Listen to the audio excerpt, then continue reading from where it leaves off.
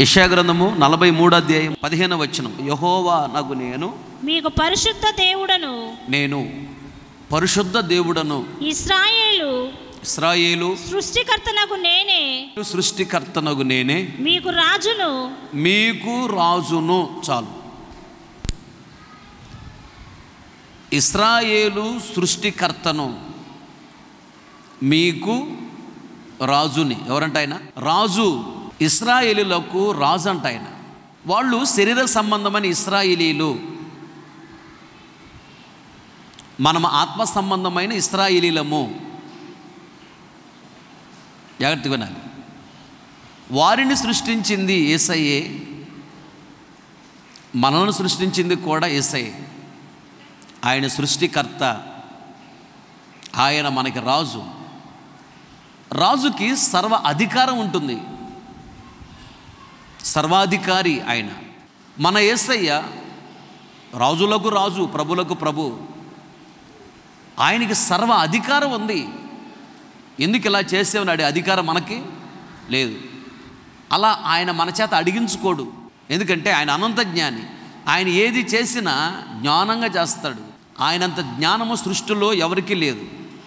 ఏ పక్షికి లేదు, ఏ జంతువుకి లేదు, ఏ మనిషికి, ఏ దేవదూతకు లేదు ఆయనంత జ్ఞానం. కనుక ఆయన ఏదైనా చేశాడు అంటే చాలా జ్ఞానంగా చేస్తాడు. ఎందుకు ఇలా చేసావు అని మనం అడగకూడదు, అడిగే అధికారం మనకు లేదు. మన జ్ఞానానికి అందదు. అందక ఎందుకు దేవుడు ఇలా చేశాడు అలా చేశాడు అని సనుక్కుంటా గొనుక్కుంటూ ఉంటారు. అది తప్పది. దేవుడు ఏది చేసినా నాకు మేలు చేస్తాడు, కీడు ఆయన పొర్రపాటును కూడా చేయడు. ఏదన్నా దేవుడు చేస్తున్నాడు అంటే అది కీడులాగా అనిపించిన దాని వెనుక ఏదో గొప్ప మేలు దాగి ఉందని గుర్తుపట్టాలి. ఆయన మేలులు చేసే దేవుడు మన యేసయ్య చాలా మంచివాడు. ఆయనంత మంచివాడు ఈ లోకంలో ఎవరు లేరు. జాగ్రత్తగా గమనించాలి. నేను సృష్టికర్తను, నేను మిమ్మల్ని సృష్టించాను, నేను మీకు రాజుని అంటున్నాడు. ఆయన మనకు రాజు. అప్పుడప్పుడు మనం మర్చిపోతూ ఉంటాం. ఆయన మనకి గుర్తు చేస్తున్నాడు, నేను రాజుని అని. రాజుని అని గుర్తు చేస్తున్నాడు. ఆయన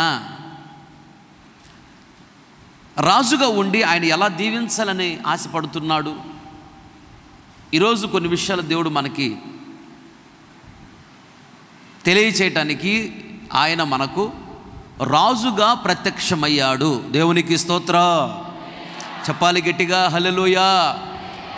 రాజుగా ఉండి ఎలా దీవిస్తాడో ఆ క్రింద గమనించినట్లయితే 43వ అధ్యాయం యెషయా గ్రంథము 15వ వచనం క్రింద, సముద్రములు త్రోవ కలుగ చేయువాడును, సముద్రములో త్రోవ కలుగు చేయువాడును, ఒడిగల జలములలో మార్గము కలుగ చేయువాడును, మార్గము కలుగు చేయువాడును, రథములు గుర్రములు సేనలు శూరులను నడిపించువాడనగు యెహోవా ఇలాగు సెలవిచ్చుచున్నాడు. చాలు. తలలో పైకెత్తిన వైపు చూస్తున్న మాటలు జాగ్రత్తగా గమనించు. ఈ వాక్య భాగాన్ని గమనించినట్లయితే, నేను మిమ్మల్ని సృష్టించిన సృష్టికర్తను, నేను రాజుని అంటున్నాడు ఆయన. రాజుగా ఉండి ఎలా దీవించాలని ఆయన ఆశపడుతున్నాడు అంటే, సముద్రములో నేను ఏం చేశాడంట? త్రోవను కలుగు చేశాను అంటున్నాడు. ఎక్కడ? ఎర్ర సముద్రంలో. చాలా గ్రంథాలలో చాలా రాసి పెట్టారు, వాటికి ప్రూఫ్లు లేవు. బైబిల్లో రాసిన ప్రతి దానికి ఆధారాలు ఉన్నాయి. ఎర్ర సముద్రములో ఐగుప్తు యొక్క రథ చక్రాలు ఇప్పటికీ ఉన్నాయి సముద్రం లోపల. ఆస్ట్రేలియా శాస్త్రవేత్త రాన్ వైయాట్ గారు పరిశోధన చేసినప్పుడు ఎర్ర సముద్రంలో ఐగుప్తుల యొక్క రథ చక్రాల లోపల ఉన్నట్టుగా ఫొటోస్ తీశాడు ఆయన. ఎర్ర సముద్రంలోకి ఐగుప్తుల యొక్క రథ చక్రాలు ఎలా వచ్చి అని వెతికితే ఎవరి గ్రంథంలో కనిపించవు, బైబిల్లో ఉన్న ఆధారాలు. ఇశ్రాయేలు ఐగుప్తుని విడిచిపెట్టి కనానుకి వెళుతున్నప్పుడు ఎర్ర సముద్రం అడ్డుగా వచ్చింది. దైవజనుడు మోషే గారు ప్రార్థన చేయగానే దేవుడు ఎర్ర సముద్రాన్ని పాయలు చేసి ఆరిన నేలన ఇశ్రాయేలును దాటించుకుని తీసుకుని వెళ్ళాడు, ఇంచుమించు 20 లక్షల మందిని. అదే ఇక్కడ రాశాడు, సముద్రములో నేను త్రోవను కలుగు చేసి వాడను. సముద్రంలో త్రోవను కలుగు చేయటం మామూలు విషయమా? అది అసాధ్యము. That is highly impossible. అలాంటిది అసాధ్యమైన కార్యాన్ని సుసాధ్యము చేయగలవాడు, ఏదైనా చేయగల సమర్థుడు మన యేసయ్య. ఆల్మైటీ, ఏదైనా చేయగల సమర్థుడైన, సర్వశక్తి గల దేవుడైన ఆయన అంటున్నాడు, నేను రాజుని, నేను ఏదైనా చేయగలను, నాకు అసాధ్యమైనది ఏమీ లేదు. నీ జీవితంలో, నీ ఇంటిలో నేను రాజుగా ఉండాలని ఆశపడుతున్నాను అంటున్నాడు దేవుడు. ఆమేన్, హల్లెలూయా. సముద్రములో త్రోవను కలుగు చేయవాడను నేను. సముద్రము అంటే ఇక్కడ యెషయా గ్రంథం 57వ అధ్యాయం 20వ వచనం, భక్తిహీనులు కదులుచున్న సముద్రము వంటి వారు, కదులుచున్న సముద్రం వంటి వారు, అది నిమ్మలింపనేరదు, దాని జలములు బురదను మైలను పైకి వేయును. చాలు, తలల పైకెత్తిన వైపు చూస్తున్న మాటలు గమనించండి. ఇశ్రాయేలీలు ఐగుప్తుని విడిచిపెట్టి కనాను అనే వాగ్దాన భూమికి వెళుతున్నారు. వాగ్దానాన్ని స్వతంత్రించుకోవటానికి వెళుతున్నారు, వాగ్దానాన్ని అనుభవించటానికి వెళుతున్నారు, వాగ్దానమైన ఆశీర్వాదాన్ని పొందుకోవటానికి వెళుతున్నారు. ఎర్ర సముద్రం అడ్డొచ్చింది. సముద్రము అనగా భక్తిహీనులు. అలాగే దేవుడు నీకు ఇచ్చిన వాగ్దానములు అనుభవించాలని నువ్వు ఆశతో ఎదురు చూస్తున్నావు. కనానుకి వెళ్లకుండా ఎర్ర సముద్రం అడ్డొచ్చింది వారికి. పాయలు చేసి 6 నెలన కనానికి దేవుడు తీసుకుని వెళ్ళాడు, వాగ్దాన భూమిలోకి ఇశ్రాయేలుని దేవుడు తీసుకెళ్ళాడు. అలాగే వాగ్దాన భూమిలోకి నిన్ను వెళ్ళనివ్వకుండా, వాగ్దానములు నువ్వు అనుభవించకుండా సముద్రం అనే భక్తిహీనులు నీకు అడ్డుగా వచ్చారు. సముద్రం అనే భక్తిహీనత నీకు అడ్డొచ్చింది, నిన్ను ముందుకు పోనేటల్లా. దేవుడిచ్చిన వాగ్దానం అనుభవించడానికి నిన్ను ముందుకు పోనేయకుండా ఎవరు అడ్డొచ్చారు? సముద్రం అంటే భక్తిహీనులు నీకు అడ్డొస్తున్నారు. కొన్ని సందర్భాలలో నీ భర్త కావచ్చు, నీ భార్య కావచ్చు, నీ పిల్లలకు కావచ్చు, మీ అత్తమామలు కావచ్చు, ఆడబిడ్డ కావచ్చు, తోడుకోడలు కావచ్చు, ఇరుగు పొరుగు వాళ్ళు కావచ్చు. భక్తి లేని భక్తిహీనులు నీకు అడ్డొస్తారు, నిన్ను ముందుకు పోనేవారు. వారు ఎలా చేస్తారు అంటే సూదిపోటు మాటలు మాట్లాడి కోపాన్ని రేపుతారు. నీకు తట్టుకోలేక నువ్వేదో ఒకటి అంటావు, అనేస్తావా, అపవిత్రం అయిపోతావు. అలా దేవుని వాగ్దానం అనుభవించలేకపోతున్నావు. సాతాను అలా వాడుకుంటున్నాడు. అలా భక్తిహీనులు సముద్రం అడ్డుగా వచ్చినట్టుగా అడ్డుగా వచ్చారు, నిన్ను ముందుకు పోనివ్వట్లేదు భక్తిహీనులు. లేదా భక్తిహీనత ఏదో ఉంది నీలో, పాపము ఏదో ఉంది, అదే భక్తిహీనత. ఆ పాపము నిన్ను ముందుకు పోనివ్వటం లేదు, వాగ్దానం దగ్గరికి నిన్ను పోనివ్వటం లేదు. వాగ్దానాన్ని అనుభవించకుండా చేస్తుంది భక్తిహీనత లేదా పాపం. సిగరెట్ అనే పాపం కావచ్చు, సినిమా అనే పాపం కావచ్చు, చుట్టా బీడీలు అనే పాపం కావచ్చు, అక్రమ సంబంధమైన పాపం కావచ్చు, పానుపరగనే పాపము కావచ్చు. నీలో ఉంది, అన్నీ విడిచిపెట్టినా ఏదో ఒకటి ఉంచుకున్నావు. అది అడ్డుగా ఉంది, సముద్రంలాగా అడ్డొచ్చింది. అదే నిన్ను ముందుకు పోనట్టం లేదు, వాగ్దానం దగ్గరకు పోనట్టల్లా. వాగ్దానం రెడీగా ఉంది నిన్ను వరించటానికి, నీ జీవితంలో నెరవేర్చడానికి వాగ్దానములు దేవుడు రెడీగా ఉంచాడు. భక్తిహీనులు నిన్ను ముందుకు పోనట్ల సముద్రంలాగా, లేదా భక్తిహీనత నిన్ను ముందుకు పోనట్లేదు. పాపం మీద ఉంది, అది నీకు తెలుసు.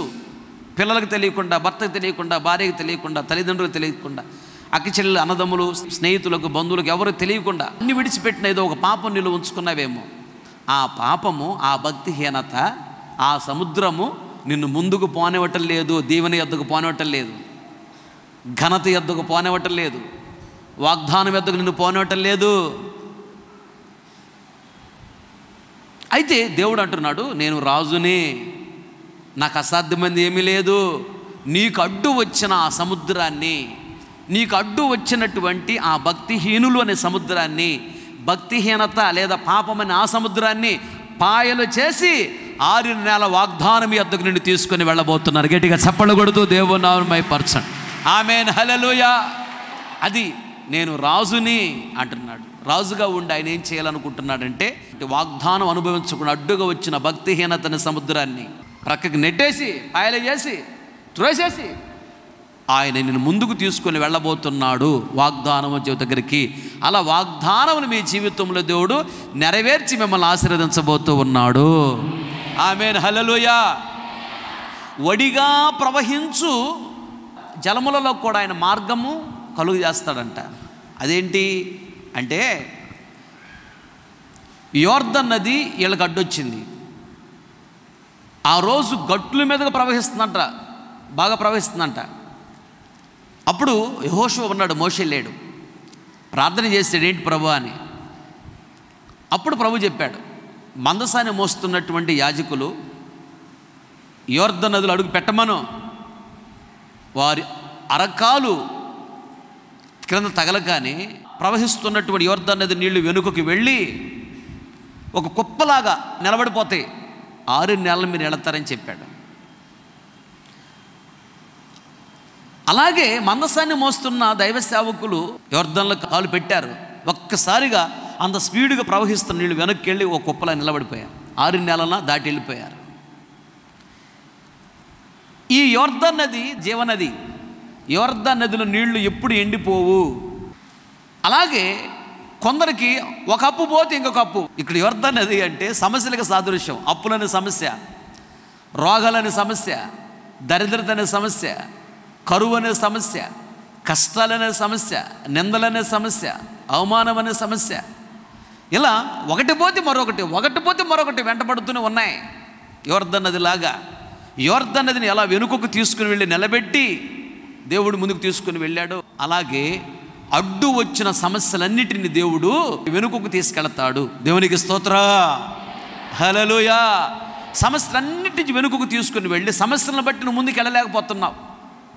ఒక సహోదరి అంటుంది, భర్తని పిల్లలని ఎప్పుడు ఈ సమస్యలనన్నా, ఈ సమస్యల వలన ఆత్మీయ జీవితంలో ఎదగలేము, ప్రార్థన చేసుకోలేము, దేవునికి ఇష్టమైన భక్తి చేయలేము, దేవునికి ఇష్టమైనట్లు ప్రార్థన చేయలేము, దేవునికి ఇష్టమైన పరిశుద్ధత మేము చేయలేకపోతున్నాం.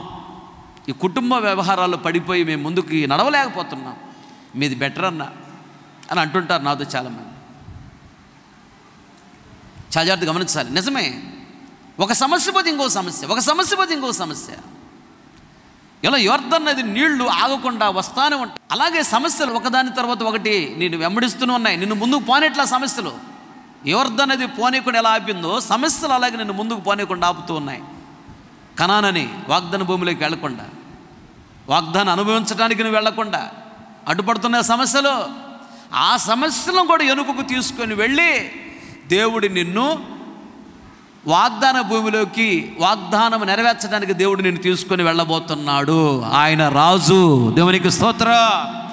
ఏదైనా చేయగల సమర్థుడైన ఆయన రాజు. దేవునికి స్తోత్ర.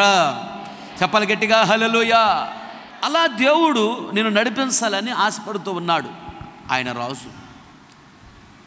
అయితే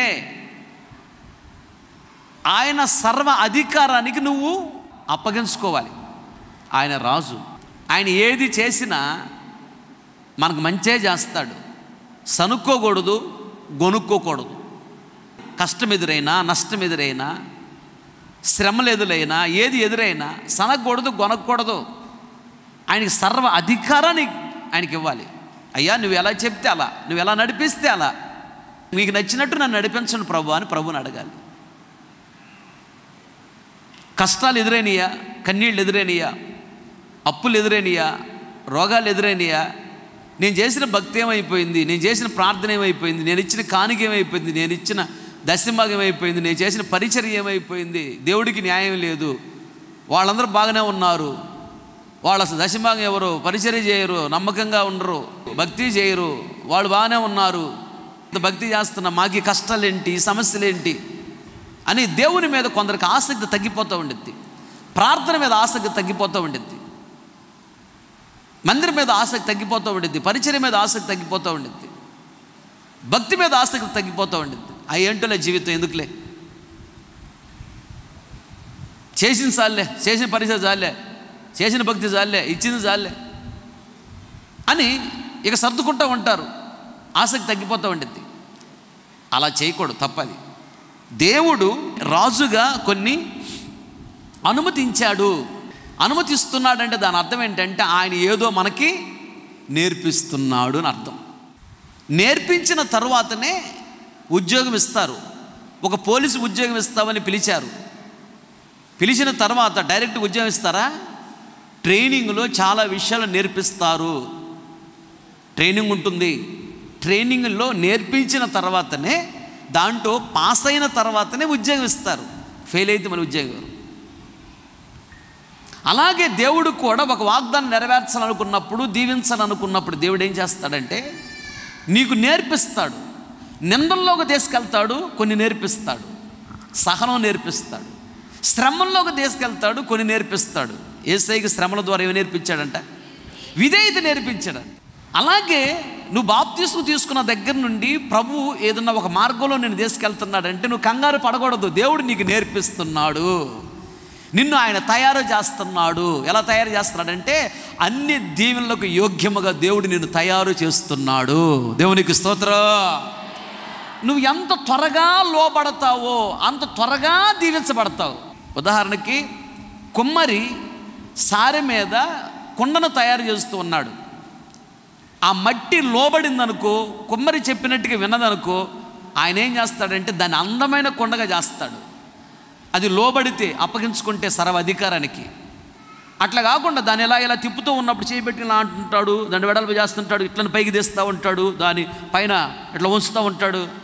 సనుగుతో గొనుగుతూ నేను అట్లయితే ఉన్నాను, నేను ఎట్టయితే ఉంటా, అట్లా కుదరదు ఇట్ట కుదరదు అంటుంది అనుకో, అనుకూలించలేదనుకో, ఆయనకి కుండ సరిగా రావట్లేదు అనుకో, విడిపోతుంది అనుకో, ఏం చేస్తాడు? 2 సార్లు ట్రై చేస్తాడు, 3 సార్లు ట్రై చేస్తాడు. అప్పటికి మాట వినపోతే ఏం చేస్తాడు?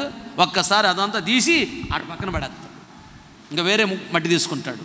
దానితో కుండ చేస్తున్నప్పుడు అది చేతులకు అనుకూలంగా ఉందనుకో, దాన్ని అందమైన కుండ చేస్తాడు. తీసి జాగ్రత్తగా ఆరబెడతాడు. ఆరిన తర్వాత దాన్ని కాలుస్తారు. కాల్చిన తర్వాత దాన్ని కుండగా తయారైందని కొనడానికి వస్తారా, లేకపోతే అక్కడ పనికిరానటువంటిది పక్కన పడేసేటే దీన్ని కొనడానికి వస్తారా జనాలు? మాట్లాడండి. తయారైన కుండను కొనడానికి వస్తారు జనాలు. మట్టి అంటుంది, అదేంటి, ముందు నేను వచ్చే కదా, నేను సీనియర్ని కదా, నన్ను కొనడానికి ఎవరు రావట్లేదే, నాకు విలువ లేకుండా పోయింది, అది నిన్నగాక మొన్న వచ్చింది ఆ మట్టి, ఆ కొండను కొనకట్టడానికి జనాలు వచ్చే దాన్ని అడుగుతున్నారు. అంటే విషయం ఏంటంటే అది నడిపిస్తున్న వాళ్ళకి అప్పగించుకున్నది. అందుకని త్వరగా కొండగా తయారైంది, పరిపూర్ణతకి ఎదిగింది, కనుక అది వాడబడటానికి బయలుదేరింది. నడిపించే వాళ్ళకి లోబడదు, అప్పగించుకోదు.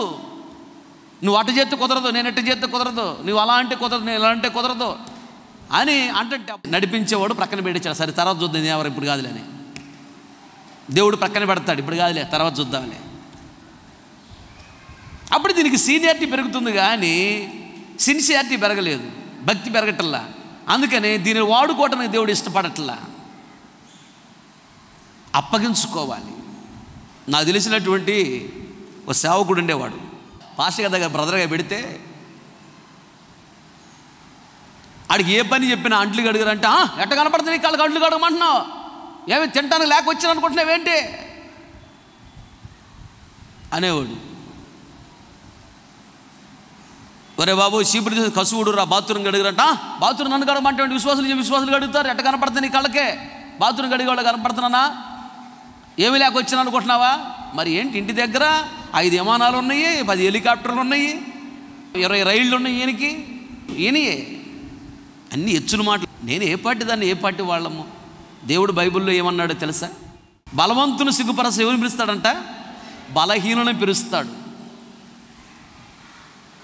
జ్ఞానం గలవారిని సిగ్గుపరచడానికి జ్ఞానం లేనోని పిలుస్తాడు. సేవకు వచ్చిన వాళ్ళు ఎవరు? బైబిల్ ప్రకారం సేవకు వచ్చింది ఎవరు? జ్ఞానం లేనోళ్ళు. జ్ఞానం గలవారిని పిలవడు సేవకి.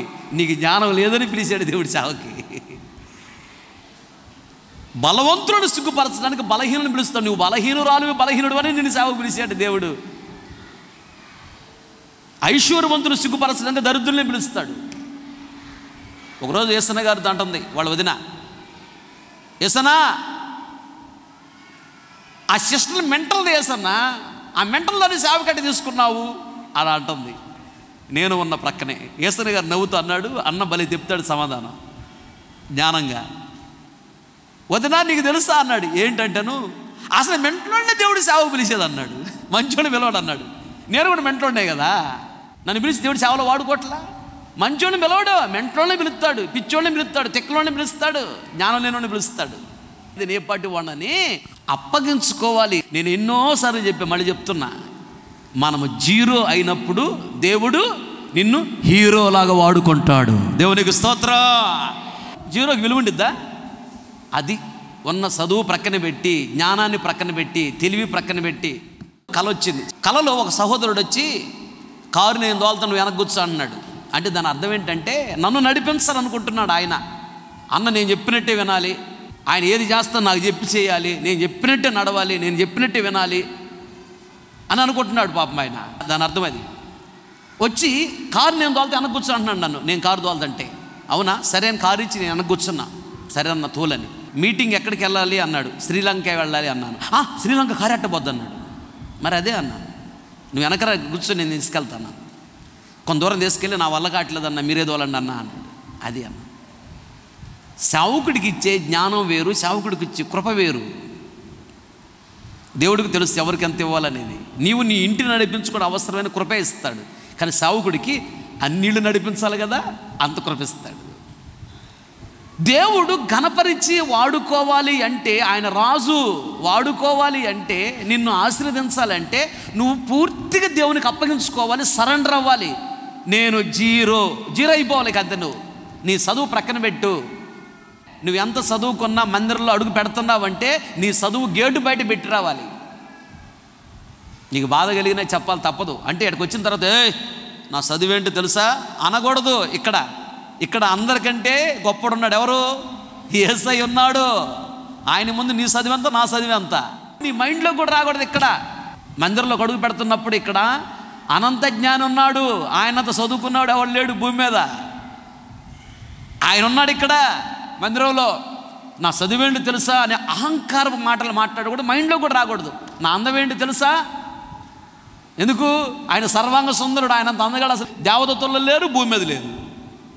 అసలు యేసయ్య ఉన్నాడు ఇక్కడ. ఆయనతో మనం దేనిలో పోల్చుకోలేము. కనుక గేటు బయటే విడిచిపెట్టి రావాలి ఆ మనస్సు. నాకు ఉద్యోగం ఉంది, నాకు వ్యాపారం ఉంది, నాకు అందం ఉంది, నాకు చదువు ఉంది, నాకు ఆస్తి ఉంది, అట్లా ఇట్లా అవన్నీ గేటు బయటే నువ్వు అక్కడ విడిచిపెట్టి లోపలికి వచ్చేటప్పుడు జీరోలాగా రావాలి. నేనే పార్టీ దాన్ని, నేనే పార్టీ వాడనని. ఎస్ఎన్ గారు ఒక దేశంలో వాక్యం చేయడానికి వెళ్ళాడంట. స్టేజ్ మీదకి వస్తున్నాడు ఆ దేశం యొక్క ప్రెసిడెంట్. వచ్చేటప్పుడు అంట మెట్లు ఎక్కుతూ ఇట్లా వస్తున్నాడంట.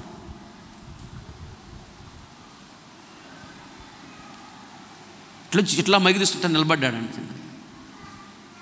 ఎస్ఎన్ గారు అడిగారంట ప్రక్కన ఆయన్ని, ప్రెసిడెంట్ గారికి నడువులు పని చేయవా కొంచెం ఏదన్నా ఎట్లా ఏంటంటే, అదేం కాదు నాయన, దేవుని సన్నిధిలోకి వస్తున్నాడు కదా భయం.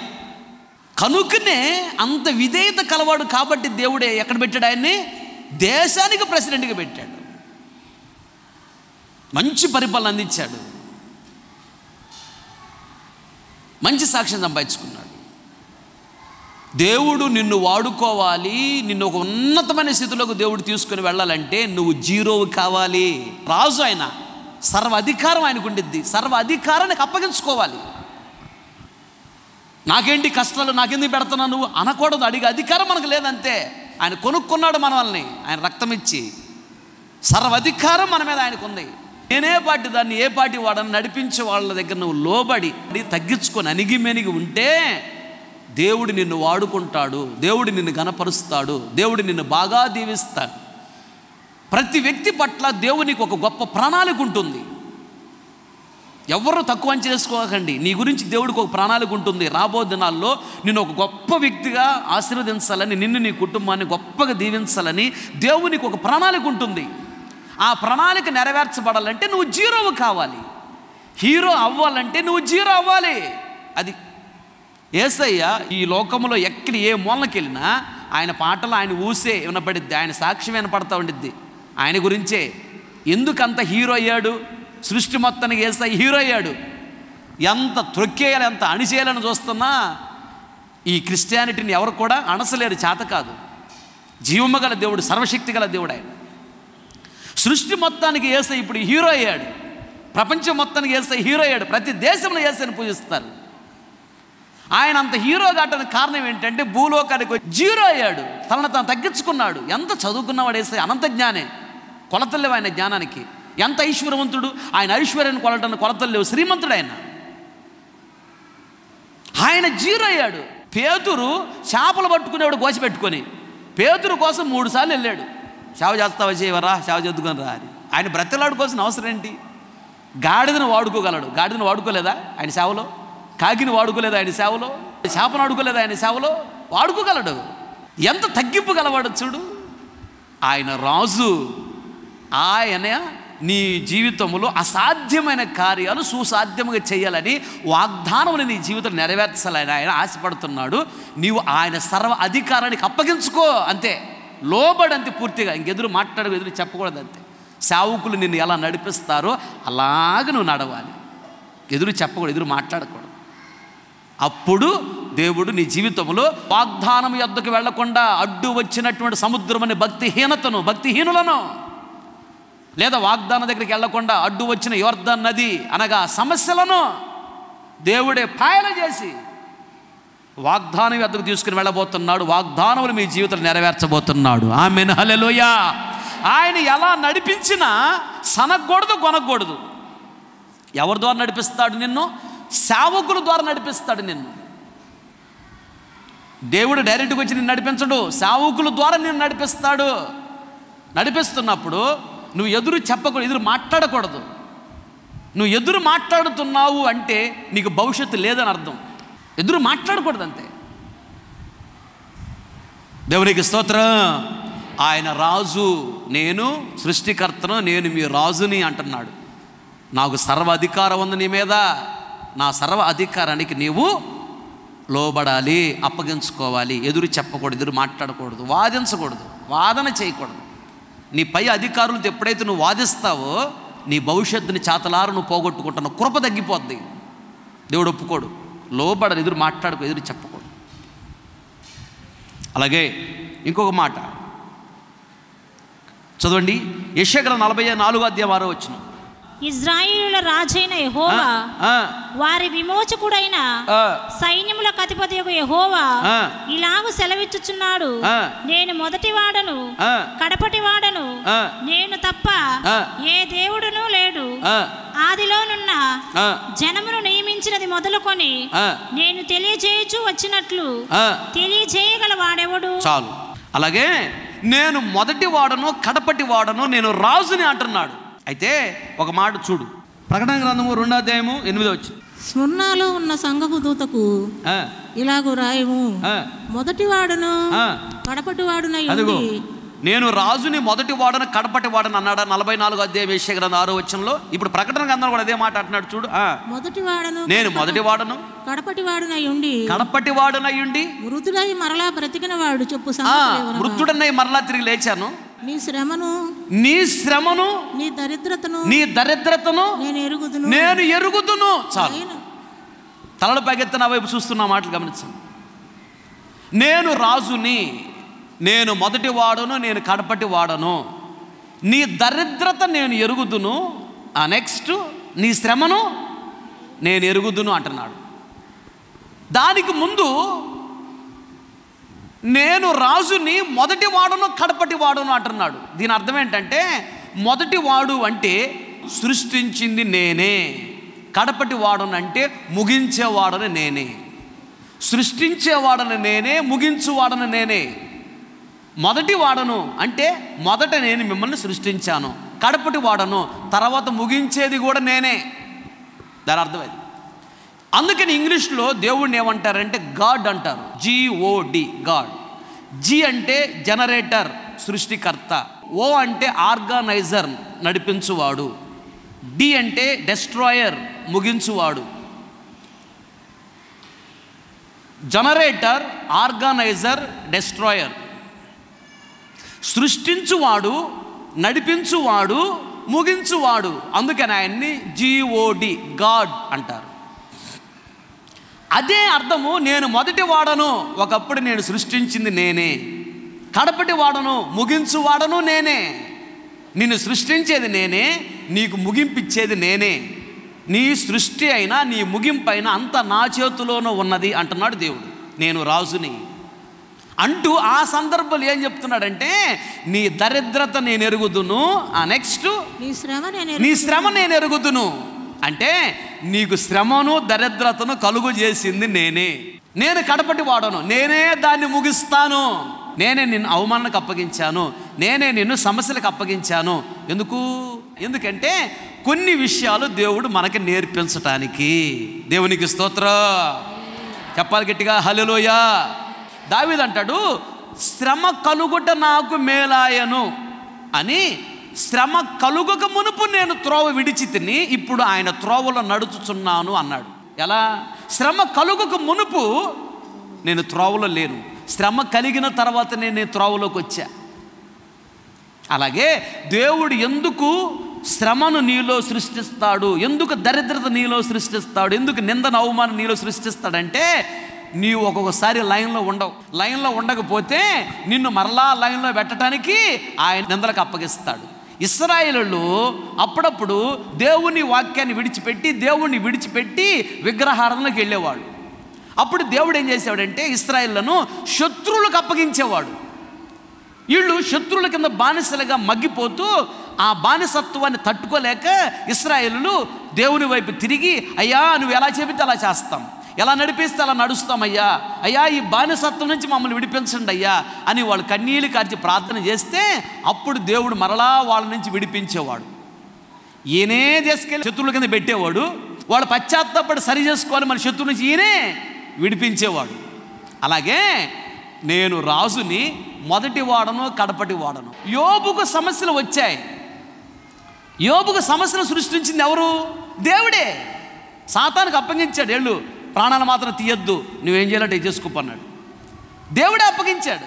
అప్పుడు సమస్యలు వచ్చాయి, అప్పుడు నిందలు వచ్చాయి, అప్పుడు అవమానం వచ్చింది, అప్పుడు దరిద్రత ఎదురైంది, అప్పుడు కరువు ఎదురైంది, అప్పుడు కన్నీళ్ళు ఎదురయ్యాయి, సమస్యలు ఎదురయ్యాయి. దేవుడే అనువదించాడు. తర్వాత తీసేసింది ఎవరు? మరలా దేవుడే తీసేసాడు. ఆయనకి అది పరీక్ష. అయితే మొదటి ఇచ్చిన దీవెన కంటే దేవుడు యోబునకు రెట్టింపుగా ఇచ్చాడు. తర్వాత ఈరోజు నువ్వు దరిద్రతలో ఉన్నావు, కరువులో ఉన్నావు, కన్యల్లో ఉన్నావు, అప్పుల్లో ఉన్నావు, రోగాల్లో ఉన్నావు, నిందల్లో ఉన్నావు, అవమానాల్లో ఉన్నావు, సమస్యల్లో ఉన్నావు అంటే దాని అర్థం ఏంటి తెలుసా? ఆయన రాజుగా నీ జీవితంలో ఉన్నాడు. ఆయన మొదటివాడు అంటే నీలో సమస్యను సృష్టించాడు. ఆయనే కడపటి వాడుగా ఉండి నీ సమస్యలను ఆయనే తీసేస్తాడు. దేవునికి స్తోత్రం. నీకు కొన్ని విషయాలు నేర్పిస్తున్నాడు, నీకు తెలియకుండానే ఆయన రాజ్యానికి నిన్ను సిద్ధపరుస్తున్నాడు. అది ఏదో అయిపోతున్నట్టు నువ్వేమి కంగారు పడగాక, దేవునికి తెలియకుండా ఏమీ జరగదు. అప్పుడు దాకా బాగున్నాడు అబ్రహాం. సడన్గా ఒక శ్రమ వచ్చింది. ఏంటి శ్రమ? అబ్రహాం అని దేవుడు పిలిచాడు. చిత్తం ప్రభు అన్నాడు, నీకు ఒక్కడైనా ఆ కుమారుని మోరియా దేశాన్ని తీసుకెళ్ళి ఒక పర్వతాన్ని నేను చూపిస్తా, ఆ పర్వతం మీద నీ కుమారుడు నాకు బలి అన్నాడు. అప్పుడు దాకా హ్యాపీగా ఉన్నాడు, సంతోషంగా ఉన్నాడు. ఇప్పుడేమో స్టార్ట్ అయింది, ఇక దుఃఖము స్టార్ట్ అయింది, శ్రమ స్టార్ట్ అయింది, గుండెల్లో వేదన స్టార్ట్ అయింది, బాధ స్టార్ట్ అయింది. తట్టుకునే పరిస్థితి ఉందో ఒక్కడిని తీసుకెళ్ళి బలివమన్నాడు. తట్టుకునే పరిస్థితి. భార్యకి చెప్పకూడదు, ఆవిడ మొదలుకే గయ్యాళి. చక్కనిది, ఎంత చక్కనదో అంత గయ్యాళిది. ప్రతి ఒక్కరికి ముళ్ళు ఉండిద్దంట. ప్లస్ ఇస్తాడు దేవుడు, మైనస్ కూడా ఇస్తాడు ప్రతి వ్యక్తికి. చాలా చక్కనదంట, కానీ గయ్యాళిదంట. ఇప్పుడు ఇవిడ కానీ చెబితే నువ్వు పోయి సావు అంతే, నా కొడుకుని నేను పంపించను, 9 నెలలు కడుపులో మోసి ప్రసవేదన పడి కష్టపడి కంద నేను, నువ్వు పోయి సావు కావాలంటే నీ మెడకాయ కోసుకో, నేను పంపించను నా కొడుకుని. పంపించ పొరపాటున దేవుడి మీద తగాది పెట్టుకునేది ఈ మనిషి, అబ్రహం మీద కూడా తగాది పెట్టుకునేది, పంపించదు. అందుకని చెప్పకుండా తీసుకుని వెళ్ళాడు. సారా మేము బలి ఇవ్వటానికి వెళ్తున్నాంలే అని చెప్పాడు. అబ్బాయిని బలి ఇవ్వటానికి చెప్పలా. శ్రమ స్టార్ట్ అయింది. దేవుడే అబ్రహాములో ఆ కన్యలను, ఆ దుఃఖాన్ని, ఆ వేదన, ఆ బాధని దేవుడే సృష్టించాడు. తర్వాత మరలా దేవుడే దాన్ని తీసేసాడు లేదా? దేవుడే తీసేశాడు. ఆ తర్వాత దేవుడు గొప్ప వాగ్దానం ఇచ్చి, అబ్రహాము దీనిని బట్టి నీ కొడుకు కంటే ఎక్కువగా నువ్వు నన్ను ప్రేమిస్తున్నావు నాకు అర్థమైంది, నేను పరీక్ష పెట్టాను, పరీక్షలో నువ్వు గెలిచావు అబ్రహాము, కనుక ఆకాశ నక్షత్రముల వలె, సముద్ర తీరము తీసుకుని రేణువుల వలె నీ సంతానాన్ని నేను గొప్పగా దీవించబోతున్నాను అన్నాడు. ప్రైజ్ ది లార్డ్, హల్లెలూయా. నేను రాజుని, నేను మొదటి వాడను, అనగా సమస్యను సృష్టించు వాడను, కడపటి వాడను, సమస్య నీలో నుంచి తీసేసే వాడను కూడా నేనే. కానీ కొన్ని విషయాలు నీకు నేర్పించటానికే నేను అనుమతిస్తున్న సమస్యలను. నీ దరిద్రత నేను ఎరుగుదును, నాకు తెలియకుండా నేను రాలా, నాకు తెలుసు అంటున్నాడు యేసయ్య. ఒక మాట చదవండి, ముగించుకుందాం. ద్వితీయోపదేశకాండం 33:5 జనులలో ముఖ్యులను ఇశ్రాయేలు గోత్రములను కూడగా అతడు యెషూరునులో రాజు ఆయను. చాలు, నేను రాజుని అన్నాడు. వినాలి, సముద్రాన్ని పాయల చేస్తాను, నేను రాజుని అన్నాడు. రెండోది, నేను రాజుని, మొదటి వాడను, కడపటి వాడను, శ్రమలను నేనే సృష్టిస్తాను, నేనే వాటి నుంచి విడిపిస్తా. మూడోదిగా, యెషూరునులో నేను రాజుని అంటున్నాడు దేవుడు. జాగ్రత్తగా గమనించాలి. యెషూరునులో నేను రాజుని అంటున్నాడు. యెషూరును అంటే ఎవరు? చదవండి, ద్వితీయోపదేశకాండం 32:15. యెషూరును కొవ్వినవాడై, యెషూరును క్రొవ్వినవాడై కాలు జాడించెను. నీవు క్రొవ్వి బలిసి మందుడవైతివి. వాడు తన్ను పుట్టించిన దేవుణ్ణి విడిచెను, తన రక్షణ శైలమును తృణీకరించెను. చాలు, వినాజాతి తలల పైకెత్తి నా వైపు చూస్తున్న మాటలు గమనించండి. యెషూరును అనగా ఇశ్రాయేలు అని అర్థం. అలాగే బైబిల్లో ఎక్కడ నీకు ఇశ్రాయేలు అని కనపడితే అది సింగులర్ అనుకోకూడదు, ఏకవచనం కాదు, బహువచనం, ఫ్లోరల్ నంబర్ అనుకోవాలి. అంటే అర్థం ఏంటంటే, ఇశ్రాయేలు అనగా యాకోబు సంతానం 12 గోత్రాల వారు ఇశ్రాయేలీలు అని అర్థం చేసుకోవాలి. బైబిల్లో ఎక్కడ ఇశ్రాయేలు అని కనపడిందా, ఇశ్రాయేలీలు అని అర్థం చేసుకోవాలి. యాకోబు అంటే యాకోబు ఒక్కడే అని అర్థం చేసుకోవాలి. ఇక్కడ యెషూరును అంటే ఇశ్రాయేలు అనగా యాకోబు సంతానం 12 గోత్రాల వారు ఇశ్రాయేలీలు అని అర్థం. ఇక్కడ యెషూరును అంటే ఇశ్రాయేలీలు అని అర్థం. వినా జాగ్రత్తగా. అయితే ఈ యెషూరును, ఈ ఇశ్రాయేలీలు ఏం చేశారంట? ద్వితీయోపదేశకాండం 32:15 క్రొవ్వినవాడై కాలు జాడించెను. చాలు, అప్పుడప్పుడు అంటారు జాడించి తన్నకూడదు అంటారా. ఎట్లా తనాలంటే, అంటే మామూలుగా తనటం కాదంట. ఎట్లంట గట్టిగా తనటాన్ని జాడించి తనటం. క్రొవ్వినవాడై జాడించాడంట కాలుని. కాలుతో తన్నటం అంటే అర్థం ఏంటంటే, గర్వించిన వాడై ఎదిరిస్తున్నాడని అర్థం. ఎవరినంట? ఇశ్రాయేలు అంట గర్వించి ఎదిరిస్తున్నారు. ఎవరిని? నడిపించే దైవ సేవకుడిని గర్వించి ఎదిరిస్తున్నారు. నడిపించే దైవ సేవకుడు లెక్క చేయటం లేదంట.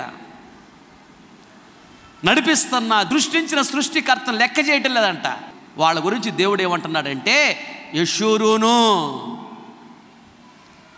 క్రొవ్విన వాడవై ఎలా ఉన్నాడంట? కాలు జాడిస్తున్నావు, గర్వము అహంకారముతో నేను నడిపించే దైవ సేవకుల మాటకు లోబడకుండా ఎదిరిస్తున్నావు, లెక్కలేనితనంగా మాట్లాడుతున్నావు, దూషించి ద్వేషించి మాట్లాడుతున్నావు, అవమానపరిచి మాట్లాడుతున్నావు, జాగ్రత్త, సరి చేసుకో అంటున్నాడు.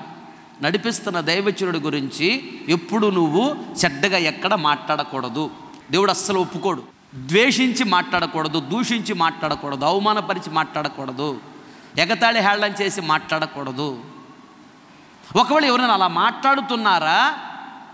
మాట్లాడుతున్నారా వాళ్ళు గర్వించారు, కొవ్వు పట్టిన అర్థం. వాళ్ళ ప్రక్కన ఉంటే, వాళ్ళతో స్నేహం చేస్తే వాళ్ళకు పట్టిన గర్వం అనే దెయ్యము నీకు కూడా పట్టడానికి అవకాశం ఉంది. అందుకనే అలాంటి వాళ్ళతో స్నేహం చేయకూడదు. Tell me your friend, I tell your character అని ఉంది ఇంగ్లీష్లో సామెత. నీ స్నేహితుడు ఎవరో చెప్పు, నీవెవరో నేను చెప్తాను. 6 నెలలు కలిసి తిరుగుతున్నాడు, ఈడు వాడవుతాడంటే వాడు ఈడవుతాడంట. అంటే ఈడు బుద్ధులు వాడికి వస్తాయి, వాడు బుద్ధులు ఈడికి వస్తాయి. ఆ భక్తి లేని వాళ్ళతో నువ్వు తిరుగుతున్నావంటే ఒకటి గుర్తుపెట్టుకో, భక్తి గలవారు ఎప్పుడు కూడా నడిపిస్తున్న దైవజనుడు ఒక మాట అనరు. అదే అంటున్నాడు, యెషూరును క్రొవ్విన వాడవై కాలు జాడిస్తున్నావు అనగా గర్వించిన వాడవై, గర్వించిన దానవై ఇశ్రాయేలులారా నోటికొచ్చినట్టు కువ్విన మాటలు మాట్లాడుతున్నారు, జాగ్రత్త అంటున్నాడు దేవుడు. కనుక దైవ సేవకుల గురించి ఎవరైనా ఇలా మాట్లాడుతున్నారంటే వామ్మో వీళ్ళకి దెయ్యం పట్టింది, వీళ్ళతో మన స్నేహం చేస్తే ఆ దెయ్యం మనకు పట్టింది బాబు, వాళ్ళతో స్నేహం చేయకూడదు. యేసన్న గారు మా ఆత్మీయ తండ్రిగా మమ్మల్ని నడిపిస్తున్నప్పుడు ఎవరైతే యేసన్నని మినిస్ట్రీలో ఉండి ద్వేషించేవాళ్ళు, మేము వినేవాళ్ళం, వామ్మో ఏంద్రా అన్న గురించి మాట్లాడుతున్నాడు ఇతను అనుకునేవాళ్ళం. ఎవరైతే మినిస్ట్రీలో ఉన్నప్పుడు యేసన్నని ద్వేషించి దూషించి మాట్లాడారో వాళ్ళకి భవిష్యత్తు లేదు. బయటకు వచ్చిన తర్వాత కూడా యేసన్న గురించి చెడ్డగా చెప్తూ ఉంటారు కొందరు, అందుకని వాళ్ళకి భవిష్యత్తు లేదు, సరైన సేవ లేదు, సంఘం లేదు. కానీ ఈ రోజుకు నేను బయటకు వచ్చి 10 సంవత్సరాలు అయింది కదా, ఏ రోజున యేసన్న గురించి చెడ్డగా మాట్లాడానా?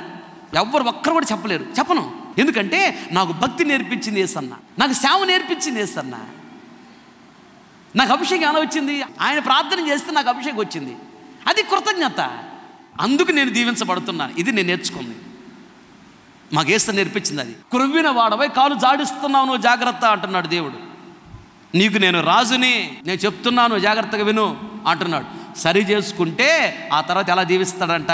అక్కడుంది చదువు 33వ అధ్యాయం ద్వితీయోపదేశకాండం 26వ వచనం. యెషూరును దేవుని పోలిన వాడెవడనూ లేడు, ఆయన నీకు సహాయము చేయుటకు ఆకాశ వాహనుడై వచ్చును, మహోన్నతుడై మేఘా వాహనుడగును, శాశ్వతుడైన దేవుడు నీకు నివాస స్థలము, నిత్యముగా నుండి బాహువులు. ఆయన నీకు సహాయము చేయువాడు.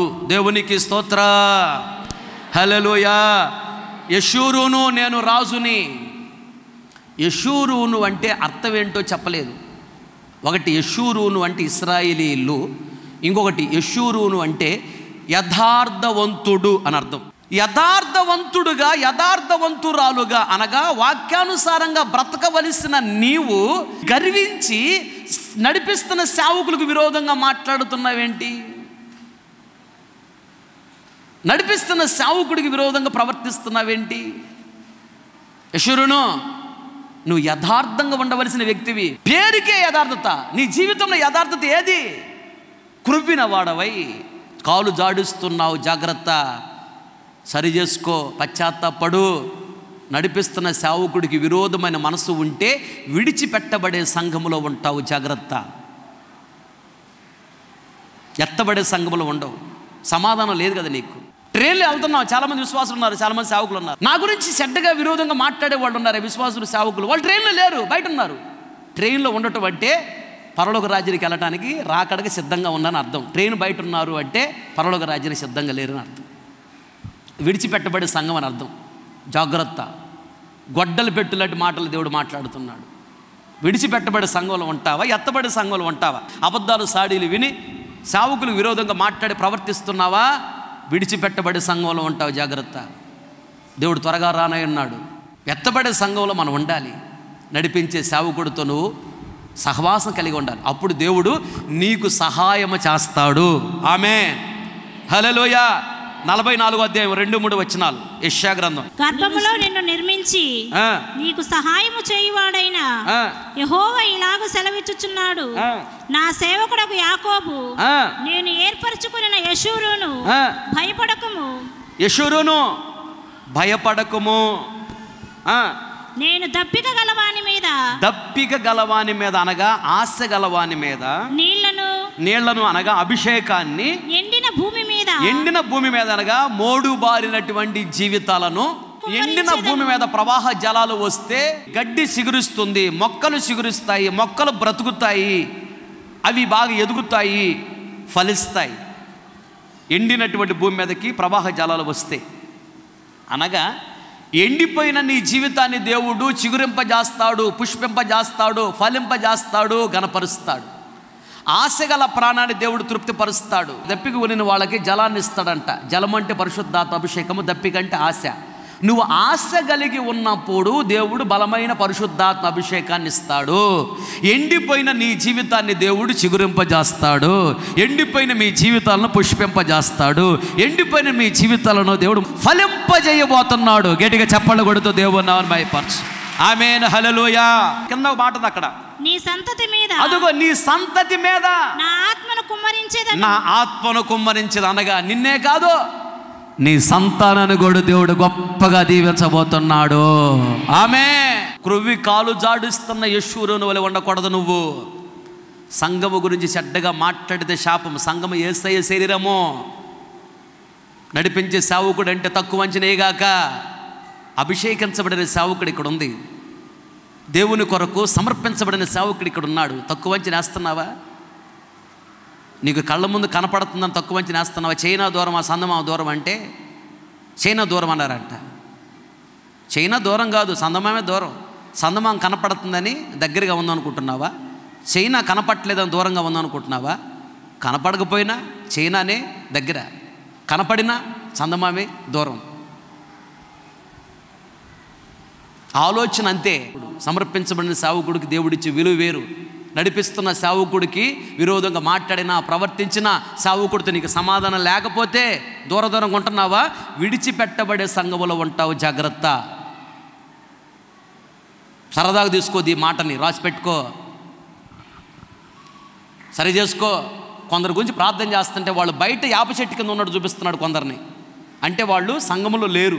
సంఘంలో ఉన్నవాళ్లే కదా ఎత్తబడేది. సంఘం బయట ఉండి ఎందుకు ఎత్తబడతారు? నరకానికి పోతారు కదా. సంఘం బయట ఉన్నావో సంఘం లోపల ఉన్నావో చూసుకో. సేవకుడితో సమాధానం లేకపోతే నువ్వు సంఘం బయట ఉన్నావు. సేవకుడికి విరోధంగా మాట్లాడుతుంటే నువ్వు సంఘం బయట ఉన్నట్టు. ప్రభు నిన్న సాయంత్రం చెప్పాడు, ఆ బయట కొన్ని మొక్కలు ఉన్నాయి. ప్రభు అంటున్నాడు, నాకు ఆ మొక్కలు చూపించి, ఇవి లోపల కదా ఉండాల్సింది మొక్కలు, ఇవి బయట ఉన్నాయి, ఈ మొక్కలు బయట ఉన్న మొక్కలను కత్తిరించి అన్నాడు. అంటే కొందరు మందిరానికి వస్తున్నా సంఘంలో లేరు. అంటే జయధ్వని మీద ఆసక్తి లేదు, పరిచర్కి ఇవ్వాలని లేదు, పరిచర్కి కూడా ప్రార్థన చేద్దాం లేదు, ఇంకేదో వేరు పరిచర్ల గురించి ఉంది. రేపు దేవుడు నిన్ను లెక్క అడుగుతాడు. దేని గురించి? పెంతుకో సంఘం గురించి నిన్ను అడగడు. అది మనకు సంబంధించిన పరిచర్య కాదు. ఓసన గురించి అడగడు, అది మనకు సంబంధించిన పరిచర్య కాదు. భక్సింగల సహవాసం అడగడు, బాప్టిస్ట్ గురించి అడగడు, లోతరం గురించి అడగడు. మనల్ని జయధ్వని గురించి దేవుడు అడుగుతాడు. ఇది మనకిచ్చిన పరిచర్య దేవుడు. ఈ పరిచర్యను మనం అభివృద్ధి చేయాలి. ఈ పరిచర్యను పట్టించుకోకపోతే దేవుడు నేను లెక్క అడుగుతాడు. ఈ పరిచర్యకు కష్టపడకపోతే దేవుడు లెక్క అడుగుతాడు. ఇప్పుడు వాక్యాన్ని సరి చేసుకొని ఇక నుంచి ప్రభు నువ్వు ఎలా చెబితే అలా చేస్తా, అలా నడిపిస్తా, అలా నడుస్తా, నేను నడిపించేటువంటి మీ సేవకుడు విరోధంగా మాట్లాడను, ప్రవర్తించను, మీ సేవకుడు ఐక్యత కలిగి సమాధానం కలిగి ఉంటాను ప్రభు. సరి చేసుకుంటే దేవుడు బలమైన అభిషేకాన్ని నీ మీద, నీ పిల్లల మీద కుమ్మరించబోతున్నాడు. మోడు బారిన ఎండిపోయిన మీ జీవితాన్ని దేవుడు శిఖరింపజేయబోతున్నాడు, పుష్పింపజేయబోతున్నాడు, ఫలింపజేయబోతున్నాడు. నీ ఆశీర్వాదం గొప్పగా ఉంటుంది. ఆమేన్. మోకరించండి, ప్రార్థన చేసు. మహోన్నతుడా, నిత్య నివాసి, నీ బంగారు పాదములకు ఎనలేని స్తోత్రాలు చెల్లిస్తున్నా.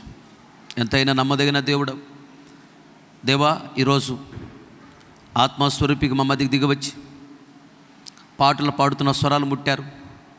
వాద్యం వాంఛిస్తున్న వారికి విశేషమైన కృప చూపించారు. విదాసును మరుగుపరిచి సంఘముతో బహుతేటగా సూటిగా ఆదరిస్తూ, ఓదారుస్తూ, బలపరుస్తూ, తృప్తిపరుస్తూ, సాధ తీరుస్తూ, హెచ్చరిస్తూ మీరు మాట్లాడారు. అదనబడ స్తోత్రం దేవా. ఆత్మస్వరూపికి మా మధ్యకి దిగివచ్చి అనేకులు మీ శక్తి చేత నింపారు, అనేకులు మీరు తాకారు. అందుకు స్తోత్రం. పశ్చాత్తాప కనిటాత్మను కుమ్మరించారు. మీ రక్త మాంసములలో పాలు పంపులు పొందటం యోగ్యులము కాదు దేవా. మీ రక్త మాంసాల పాలు పంపులు పొందటానికి కృప చూపించినందుకు స్తోత్రం దేవా. బహుతేటగా మాట్లాడినందుకు స్తోత్రాలు చెల్లిస్తాను. సృష్టికర్తను నేను, మీ పరిశుద్ధుడైన దేవుడను, మీ రాజుని అని మీరు మాట్లాడుతూ వచ్చారు దేవా. రాజుగా ఉండి ఐగుప్తు నుంచి ఇశ్రాయేలు కనానుకు వెళుతున్నప్పుడు అడ్డుగా వచ్చిన ఎర్ర సముద్రాన్ని పాయలు చేసి 6 నెలల వాగ్దాన భూమిలోకి తీసుకుని వెళ్ళారు.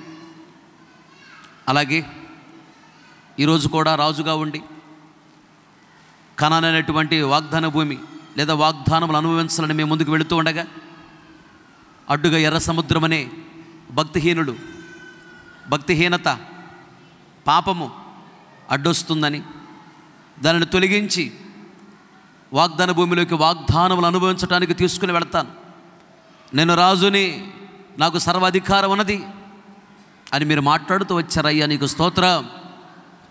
అలాగే యొర్దాను నది, ఇశ్రాయేలు కనానుకు వెళుతున్నప్పుడు యొర్దాను నది అడ్డుగా వచ్చింది. యొర్దాను నదిని ఏకరాశిగా నిలువబెట్టి మార్గము సరళం చేసి కనానులోకి మీరు తీసుకుని వెళ్ళారు. ఇప్పుడు ప్రతి కుటుంబంలో కూడా శాంతి, సంతోషము, సమాధానం, నెమ్మది కలుగుచండి. ప్రతి ఇంటిలో, ప్రతి ఒక్కరి జీవితంలో రాజుగా మీరున్నండి ప్రభువా. రాజుగా మీరు ఆలోచించి నడిపించండి. భయభక్తి చేత నింపండి, కృతజ్ఞత చేత నింపండి, ఆశీర్వదించండి, అద్భుతాలు చేయండి, ఆశ్చర్యకారాలు చేయండి, ప్రతి అవసరత తీర్చండి అయ్యా. సమృద్ధిని మేలుడు తృప్తిపరచండి, విడిపించి గొప్ప చేయమని నేను అడుగుతున్నాను ప్రభువా. కృప చూపించండి, ఏమీ తక్కువ కాకుండా సమృద్ధిని మేలుల చేత తృప్తిపరచండి దేవా. ఉద్యోగములు, వ్యాపారములు, చేతి పనులు, కూలి పనులు, పంట పొలాలు, చదువుల్లో రాజుగా ఉండి సర్వాధికారము కలిగిన దేవా, అసాధ్యమని కార్యాలు సుసాధ్యముగా చేయగలిగిన దేవా, రాజుగా ఉండి కార్యాలు చేయడం ప్రారంభించినందుకు స్తోత్రం అయ్యా. ఆశ్చర్యకార్యాలు ప్రారంభించినందుకు స్తోత్రం, సూచక్రియలు ప్రారంభించినందుకు స్తోత్రం, కన్నిటి నాట్యంగా మారుస్తున్నందుకు స్తోత్రం, దుఃఖాన్ని సంతోషంగా మారుస్తున్నందుకు స్తోత్రం. ఏ సమస్యలతో వచ్చారు మీ బిడ్డల సమస్యలతో వెళ్ళకూడదయ్యా. సమస్యలు విడిచిపెట్టి వెళ్ళాలి ప్రభా, విశ్వాసంతో వెళ్ళాలి, దీవెన పొందుకొని వెళ్ళాలి ప్రభా. ప్రార్థన చేస్తూ ఉండగా నేను కాదు, మీ బలమైన దక్షిణ హస్తాన్ని చాపి ప్రతి బిడ్డని మీరు ముట్టండి, ప్రతి బిడ్డని మీరు తాకండి, ప్రతి బిడ్డని స్వస్థపరచండి, ప్రతి బిడ్డని అభిషేకించండి, ప్రతి బిడ్డని దీవించండి, ప్రతి బిడ్డని హెచ్చించండి, ప్రతి బిడ్డని గణపరచండి, ప్రతి ఒక్కరు మీ రాజ్యాన్ని యోగ్యముగా మార్చండి, ప్రతి ఒక్కరు అభిషేకించబడుదురుగాక, ప్రతి ఒక్కరు మీ శక్తి చేత నింపబడుదురు కాక, ప్రతి ఒక్కరు మీ బాలమ చేత నింపబడుదురు కాక, ప్రతి ఒక్కరు ఆత్మలు హర్షించి ప్రార్థించి గంతులు వేదురు కాక, ప్రతి ఒక్కరు మీ రాజ్యానికి సిద్ధపడుదురుగాక.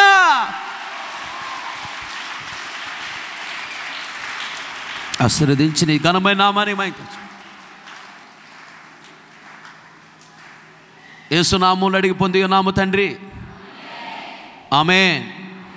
మన తండ్రి అయిన దేవుని ప్రేమ, కుమారుడిని యేసుక్రీస్తు వారి కృప, పరిశుద్ధాత్మని అన్యోన్య సహవాసము, సన్నిధి, సముఖము చేరున మనకును ప్రపంచంలోని సకల కోటి పరిశుద్ధులందరికీ, మరి ముఖ్యముగా దేవుని సన్నిధిలో చేరి వాక్యాన్ని మనం సరి చేసుకుని బిడ్డలు, ఆ రక్త మాంసాల పాలు పొమ్ములు పొందిన బిడ్డలను దేవుడు జ్ఞాపకం చేసుకొని వాగ్దానము అక్షరాల నెరవేర్చి అంతవరకు దేవుడు నడిపించునుగాక.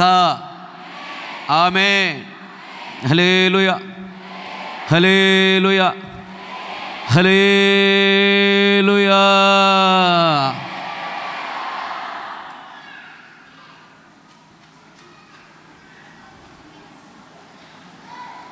ఆమేన్. ఇంతటితో ఈ ప్రభు బల్లారాధన కార్యక్రమం ముగించబడింది. ఓపికతో కార్యక్రమాల పాలు పంపులు పొందిన మీ అందరికీ నా హృదయపూర్వక వందనాలు తెలియజేస్తూ ఉన్నాను.